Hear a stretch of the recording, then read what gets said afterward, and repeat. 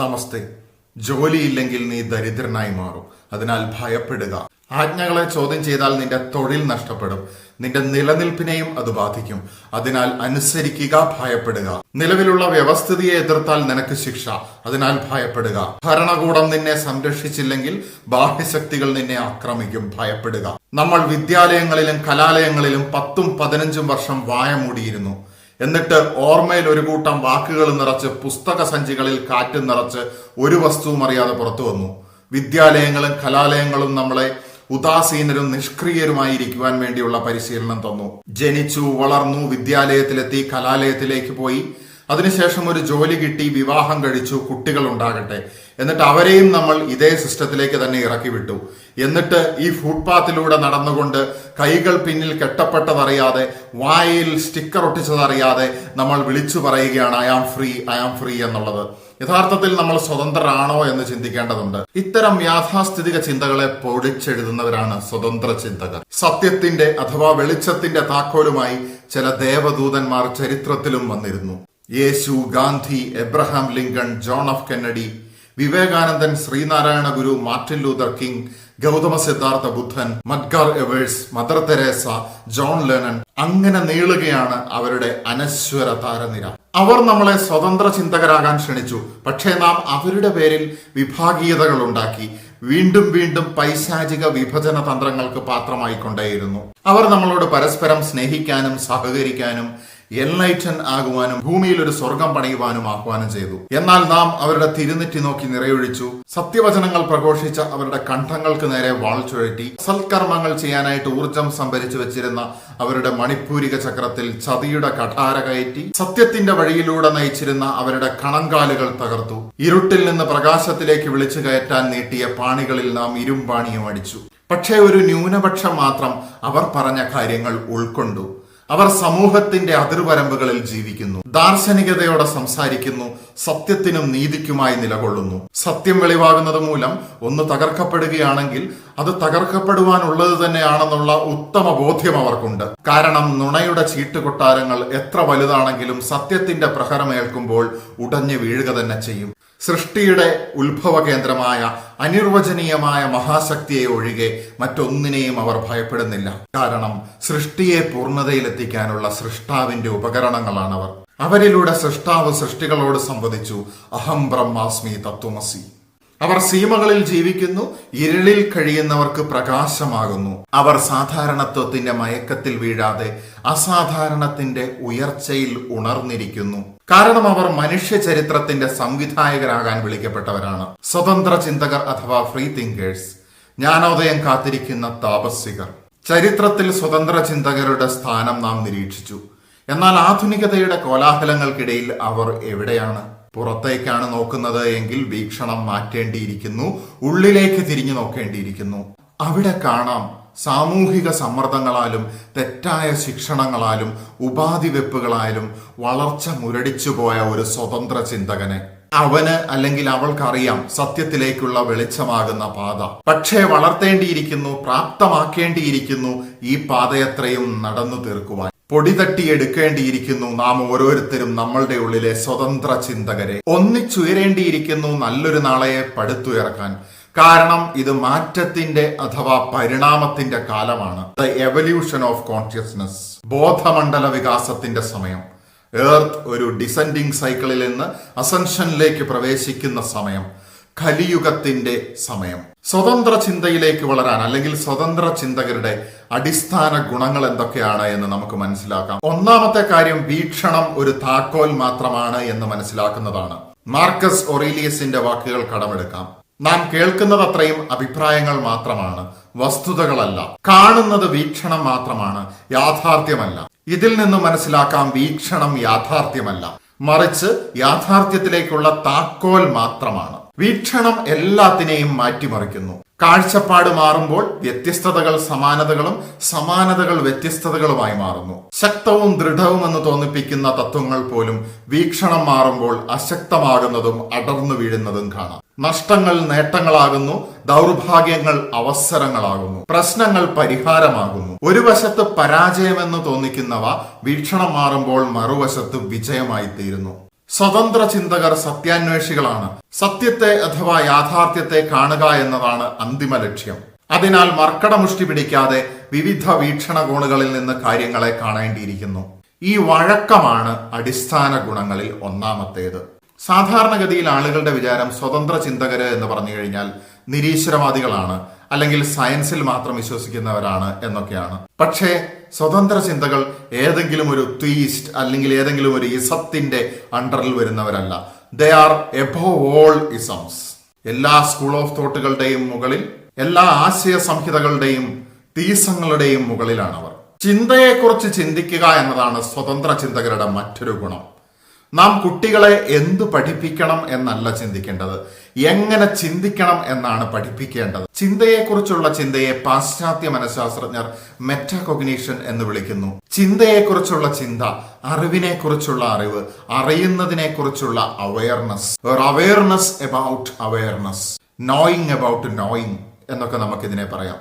കുറച്ചുകൂടി ലളിതമായിട്ട് പറയുകയാണെങ്കിൽ, ഞാൻ എന്തുകൊണ്ട് ഇങ്ങനെ ചിന്തിക്കുന്നു, ഏതേത് ഘടകങ്ങൾ എന്റെ ചിന്തയെ സ്വാധീനിക്കുന്നു, എനിക്കെന്തറിയാം, ഈ അറിവ് എവിടെ നിന്നാണ് എനിക്ക് ലഭിച്ചത്, അല്ലെങ്കിൽ ഇതിന്റെ ഉറവിടം എന്താണ് അറിവ്, ഈ ചിന്തകൾ എവിടെ നിന്ന് വരുന്നു, ജ്ഞാനവും വിജ്ഞാനവും തമ്മിലുള്ള വ്യത്യാസം എന്താണ്, അങ്ങനെ നീളുന്നു. ഇവയൊന്നും എളുപ്പത്തിൽ ഉത്തരം ലഭിക്കാവുന്ന കാര്യങ്ങളല്ല. പക്ഷേ ഒരു സ്വതന്ത്ര ചിന്തകൻ ഇത്യാദി കാര്യങ്ങൾ ഉണ്ട് എന്ന് അറിഞ്ഞിരിക്കുകയെങ്കിലും വേണം. സർഗാത്മകത നമ്മുടെ ജന്മാവകാശമാണ് എന്ന് മനസ്സിലാക്കുന്നതാണ് സ്വതന്ത്ര ചിന്തകരുടെ അടുത്ത ഗുണം. ആൽബർട്ട് ഐൻസ്റ്റീൻ പറഞ്ഞിട്ടുണ്ട്, എല്ലാവരും കാണുന്നത് കാണുകയും എന്നാൽ ആരും ചിന്തിക്കാത്ത രീതിയിൽ ചിന്തിക്കുകയും ചെയ്യുന്നതിനെ സർഗാത്മകത എന്ന് വിളിക്കാം.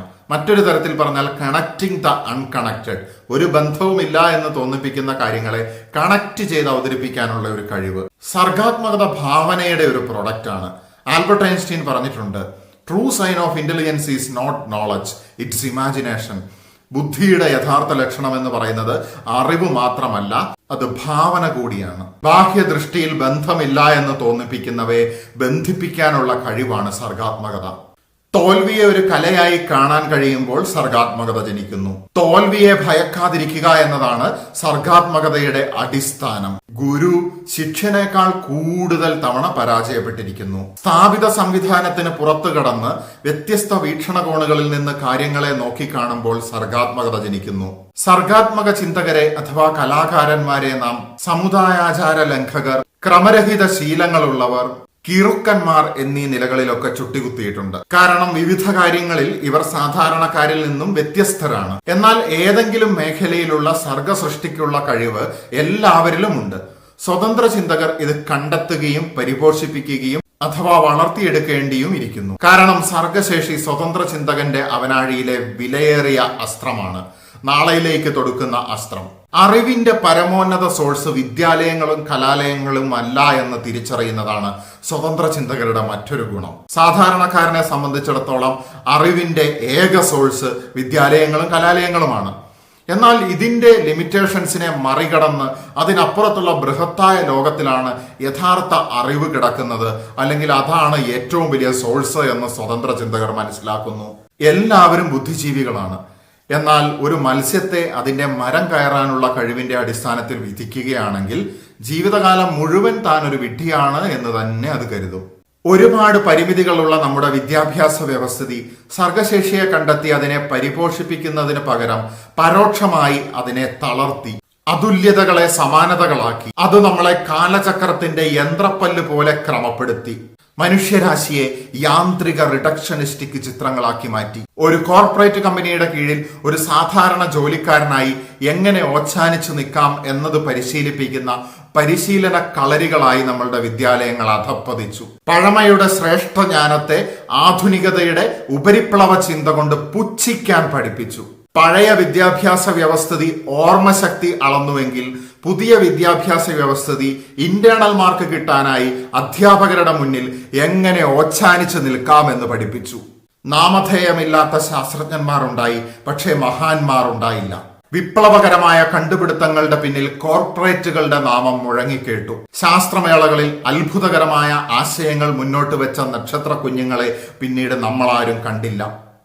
അവർ കോർപ്പറേറ്റുകളുടെ ശീതീകരിച്ച മുറി ലക്ഷ്യമാക്കി പോയിട്ടുണ്ടായിരിക്കാം. സ്വതന്ത്ര ചിന്തകർ തങ്ങളുടെ വിദ്യാഭ്യാസത്തെ കലാലയങ്ങളുമായി കൂട്ടിക്കുഴയ്ക്കുന്നില്ല.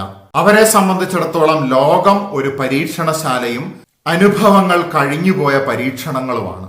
അടുത്തതായുള്ള സ്വതന്ത്ര ചിന്തകരുടെ ഗുണമെന്ന് പറയുന്നത് ഗണചിന്തനവും കപട സദാചാരവും തങ്ങളുടെ ശത്രുക്കളാണ് എന്ന് മനസ്സിലാക്കിയവരാണവർ. ഞാൻ ആരെയും അവരുടെ മലിനമായ കാലുകൾ കൊണ്ട് എന്റെ ഹൃദയത്തിലൂടെ നടക്കാൻ അനുവദിക്കുകയില്ല എന്നുള്ള മഹാത്മാഗാന്ധിയുടെ വാക്കുകൾ ഓർക്കുക. ഗണചിന്തനം അഥവാ ഗ്രൂപ്പ് തിങ്ക് നടത്തുമ്പോൾ നാം ആൾക്കൂട്ടത്തിന്റെ ഒഴുക്കിനൊത്ത് പോകാനുള്ള സാധ്യത വളരെ കൂടുതലാണ്.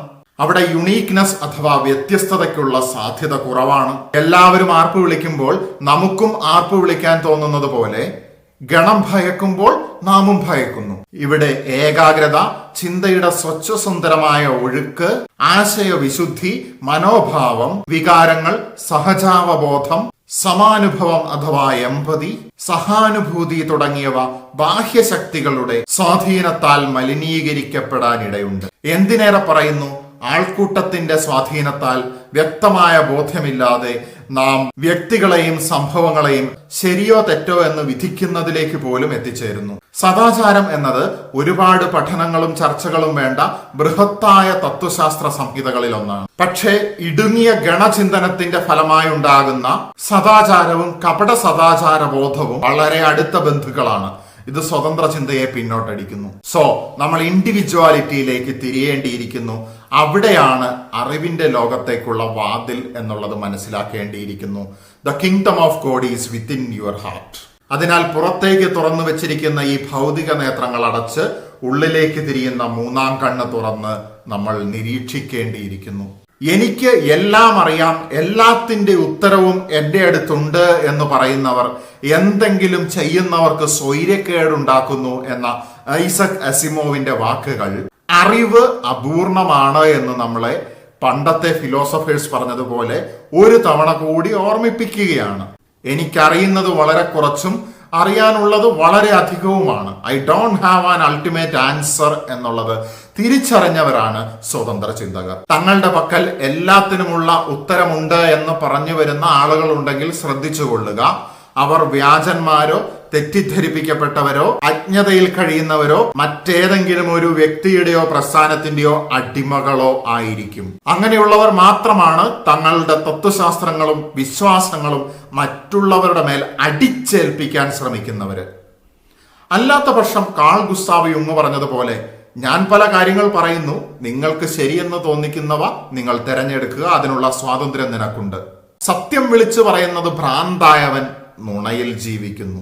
ഒരു വിഗ്രഹ വീക്ഷണം നടത്തിയാൽ കാണാം, മാറ്റത്തെ ഏറ്റവും കൂടുതൽ എതിർക്കുന്നത് യാഥാസ്ഥിതികവാദികൾ, വർഗീയ മതങ്ങൾ, അജണ്ടയോടുകൂടിയ അധികാര ശക്തികളുമാണ്. കാരണം ഇവർ മാറ്റത്തെ ഭയക്കുന്നു. തങ്ങളുടെ പക്കലുള്ള അറിവ് പരമോന്നതമാണ് എന്ന് കരുതുന്നതിനാലാണിത്. ചില സമയത്ത് ശാസ്ത്രം പോലും അവരുണ്ടാക്കുന്ന ചുഴലിക്കാറ്റിൽ അകപ്പെടാറുണ്ട്. സ്വതന്ത്ര ചിന്തകർ വിജ്ഞാനം അപൂർണമാണെന്നും അത് മാറ്റത്തിന് വിധേയമാണെന്നും മനസ്സിലാക്കേണ്ടിയിരിക്കുന്നു. ഇന്ന് നാം എന്തറിയുന്നു എന്നത് നാളെ നാം എന്തറിയുന്നു എന്നതിനെ ആസ്പദമാക്കി നാടകീയമായി തന്നെ മാറിമറിഞ്ഞിരിക്കും. അതിനാൽ എല്ലാം അറിയാം, എല്ലാത്തിനും ഉത്തരമുണ്ട് എന്ന് പറഞ്ഞു വരുന്ന വ്യക്തികളിൽ നിന്നും പ്രസ്ഥാനങ്ങളിൽ നിന്നും സ്വതന്ത്ര ചിന്തകർ ഓടി അകലേണ്ടിയിരിക്കുന്നു. അധികാര കേന്ദ്ര സമ്മർദ്ദങ്ങളെ അതിജീവിക്കുന്നവരാണ് സ്വതന്ത്ര ചിന്തകർ. നിശബ്ദതയേക്കാൾ അധികാര കേന്ദ്രങ്ങളെ ശക്തമാക്കുന്ന മറ്റൊന്നില്ല എന്ന ലിയനാർഡോ ഡാവിഞ്ചിയുടെ വാക്കുകൾ ഓർക്കുക. സമൂഹത്തെ ഭരിക്കുന്ന രണ്ട് ശക്തികളാണ് അധികാര ശ്രേണിയും സാമൂഹിക ഘടനയും. ഇവ രണ്ടും മാറ്റത്തെ സമ്മർദ്ദം ഉപയോഗിച്ച് തടയുകയോ സാവധാനത്തിലാക്കുകയോ ചെയ്യുന്നു. യുക്തിവികാരത്തെ നിരാകരിച്ചുകൊണ്ടുള്ള അധികാര കേന്ദ്രങ്ങളിലുള്ള അന്ധമായ വിശ്വാസവും അടിമത്തവും സത്യത്തിന്റെ ശത്രുവത്രേ. നാം ബാഹ്യശക്തികളാൽ പരിമിതപ്പെട്ടുകൂടാ. അത് മതമായാലും മനുഷ്യനായാലും പുസ്തകമായാലും ശരി. കാരണം സത്യാന്വേഷണം നടത്തുക എന്നുള്ളതും ചോദ്യം ചെയ്യുക എന്നുള്ളതും വെല്ലുവിളി ഉയർത്തുക എന്നുള്ളതും സ്വതന്ത്ര ചിന്തകരുടെ അടിസ്ഥാന അവകാശങ്ങളാണ്. സ്വതന്ത്ര ചിന്തകർ സമൂഹത്തിന്റെ അതിർവരമ്പുകളിൽ ജീവിച്ചുകൊണ്ട് അതിനെ പിടിച്ചുലയ്ക്കുന്ന ആശയങ്ങൾ പാകം ചെയ്യുന്നു, മനുഷ്യ നന്മയ്ക്കായി മാത്രം. അവർ വിപ്ലവകാരികളല്ല, മറിച്ച് ബോധമണ്ഡല വികാസം പ്രാപിക്കുക എന്നുള്ളതാണ് ലക്ഷ്യം. അവർ വളർച്ചയെ തടയുന്ന അധികാര കേന്ദ്ര സമ്മർദ്ദങ്ങളെയും ഏകരൂപവൽക്കരണത്തെയും എതിർക്കുന്നു, മാറ്റത്തെ പുൽകുന്നു. കാരണം വ്യത്യസ്തതകളാണ് സൃഷ്ടിക്ക് സൗന്ദര്യമേകുന്നത്. Your age is just a number and ageing is a conditioned behaviour. നിങ്ങളുടെ പ്രായം വെറും ഒരു നമ്പർ മാത്രമാണ്. ഏജിങ് എന്ന് പറയുന്ന പ്രതിഭാസം തന്നെ ഒരു ലേൺഡ് കണ്ടീഷൻഡ് ബിഹേവിയർ ആണ്. അതിനാൽ സ്വതന്ത്ര ചിന്തകർ മനസ്സിലാക്കുന്നു സമയം ഒരു മിഥ്യാവലയമാണ് എന്നത്. ഗൗതമ സിദ്ധാർത്ഥ ബുദ്ധന്റെ വാക്കുകൾ ഓർക്കുക. നമുക്ക് സമയം ഉണ്ട് എന്ന് കരുതുന്നതാണ് നമ്മളുടെ പ്രശ്നം. ദാർശനികർ സമയമാകുന്ന മിഥ്യാവലയം ഭേദിച്ച് പുറത്തു വന്നവരാണ്. കാരണം നമുക്കറിയാം, നാം ലോകത്തെ നോക്കിക്കാണുന്നത് സമകാലിക ആഖ്യാനങ്ങളിലൂടെയാണ്. ഇവ ദശാബ്ദങ്ങൾ താണ്ടി വന്ന് ക്ഷയോന്മുഖമായവയും വ്യക്തി പ്രസ്ഥാന താല്പര്യങ്ങൾക്കനുസൃതമായി തിരുത്തപ്പെട്ടവയുമാണ്. മഹാന്മാരും ഭവിഷ്യവാദികളും സ്വതന്ത്ര ചിന്തകരും ആഖ്യാനങ്ങൾക്കപ്പുറം ദർശിച്ചു. അവർ വർത്തമാനമാകുന്ന മിഥ്യാഗോളം ഭേദിച്ച് സമയത്തിനപ്പുറം കണ്ടു. അതിനാൽ സ്വതന്ത്ര ചിന്തകരുടെ സമയ സൂചികകളും സ്വതന്ത്രമായിരിക്കട്ടെ. ഒരു സ്വതന്ത്ര ചിന്തകന്റെ മനസ്സ് മനുഷ്യ നന്മയ്ക്കായുള്ള ആയിരക്കണക്കിന് ആശയങ്ങൾ ഉൾക്കൊള്ളുന്നു. എന്നാൽ ഒരു കടുംപിടുത്തക്കാരന്റെ മനസ്സിനെ ഏതെങ്കിലും ഒരു ആശയം ഭരിക്കുന്നു. ലിയോ ടോൾസ്റ്റോയിയുടെ വാക്കുകൾ കേൾക്കാം. മുൻവിധി കൂടാതെ സമ്പ്രദായം, വിശേഷാധികാരം, വിശ്വാസം എന്നിവയ്ക്ക് വിരോധമായേക്കാവുന്ന കാര്യങ്ങളെ മനസ്സിലാക്കാനുള്ള തുറവിയുടെ മനസ്സുള്ളവരാണ് സ്വതന്ത്ര ചിന്തകർ. ഈ മനസ്ഥിതി സാധാരണമല്ല, എന്നാൽ ശരിയായ ചിന്തയ്ക്ക് അനിവാര്യവുമാണ്. ലിയോ ടോൾസ്റ്റോയ് വളരെ മഹത്വപൂർണമായിട്ട് പറഞ്ഞു വെച്ചിരിക്കുന്ന വാക്കുകളാണ്. അപ്പോൾ സ്വതന്ത്ര ചിന്തകർ വിപ്ലവം എന്ന വാക്കിനെ തള്ളിക്കളഞ്ഞവരാണ്. കാരണം വിപ്ലവം എന്ന് പറഞ്ഞത് കാലഹരണപ്പെട്ട ഒരു സിദ്ധാന്തമാണ്. അതിന് രക്തത്തിന്റെ മണമുണ്ട്. അതുകൊണ്ട് തന്നെ ഓൺലി സൊല്യൂഷൻ എന്ന് പറയുന്നത് ബോധമണ്ഡല വികാസം അഥവാ എക്സ്പാൻഷൻ ഓഫ് കോൺഷ്യസ്നെസ് ആണ്. അത് സാധ്യമാകണമെങ്കിൽ ഇൻഡിവിജ്വാലിറ്റി അഥവാ ഉള്ളിലേക്ക് തിരിഞ്ഞു നോക്കേണ്ടിയിരിക്കുന്ന ഓരോ വ്യക്തിയും. അങ്ങനെ എല്ലാവർക്കും എൻലൈറ്റൻമെന്റ് ലഭിച്ചിട്ടുള്ള ഒരു സ്വർഗമായി ഭൂമി മാറ്റുവാനായിട്ട് ജ്ഞാനോദയത്തിലേക്ക് നോക്കിയിരിക്കുന്ന താപസികരാണ് സ്വതന്ത്ര ചിന്തകർ. സ്വതന്ത്ര ചിന്തകരെ സംബന്ധിച്ചിടത്തോളം അവർ ആശയങ്ങളെ ആശയം കൊണ്ട് നേരിടുന്നവരാണ്. അവരെ സംബന്ധിച്ചിടത്തോളം അവരുടെ ആയുധം എന്ന് പറയുന്നത് സർഗശേഷിയും ആശയങ്ങളും ദാർശനികതയുമാണ്. ഒരു സ്വതന്ത്ര ചിന്തകനെ സംബന്ധിച്ചിടത്തോളം ഏറ്റവും നല്ലൊരു ഉദാഹരണമാണ് ഗാന്ധിജി. വേറൊരു വ്യക്തിയെ വേദനിപ്പിക്കാതെ അവന്റെ രക്തം ഒഴുക്കാതെ മുന്നോട്ട് കൊണ്ടുപോവുക എന്നുള്ളതാണ് സ്വതന്ത്ര ചിന്തകന്റെ ഏറ്റവും വലിയ കടമ. മനുഷ്യരാശിയുടെ വളർച്ച, ആത്യന്തികമായിട്ടുള്ള വിജയം, മനുഷ്യന്റെ ഏറ്റവും അടിസ്ഥാനപരമായിട്ടുള്ള ഫിസിയോളജിക്കൽ നീഡ്സും സേഫ്റ്റി നീഡ്സും സോഷ്യൽ നീഡ്സും അതുപോലെ സെൽഫ് ആക്ച്വലൈസേഷൻ നീഡ്സും സാറ്റിസ്ഫൈ ചെയ്ത് ഒരു ട്രാൻസ്പേഴ്സണൽ സെൽഫിലേക്ക് എത്തുക എന്നത് ഓരോ സ്വതന്ത്ര ചിന്തകരും മനസ്സിലാക്കുന്ന സത്യമാണ്. അതിനാൽ അക്രമത്തിന്റെയും അനീതിയുടെയും വർഗീയതയുടെയും ഒരു ലോകത്തിന് പകരം സ്വയം മെച്ചപ്പെടുന്നതിലൂടെയും മറ്റുള്ളവനെ സഹായിക്കുന്നതിലൂടെയും നവലോക നിർമ്മാണത്തിന്റെ പാത്രമാകുവാൻ നമുക്കേവർക്കും സാധിക്കട്ടെ എന്ന് ആശംസിച്ചുകൊണ്ട് നിർത്തുകയാണ്. നമസ്തേ.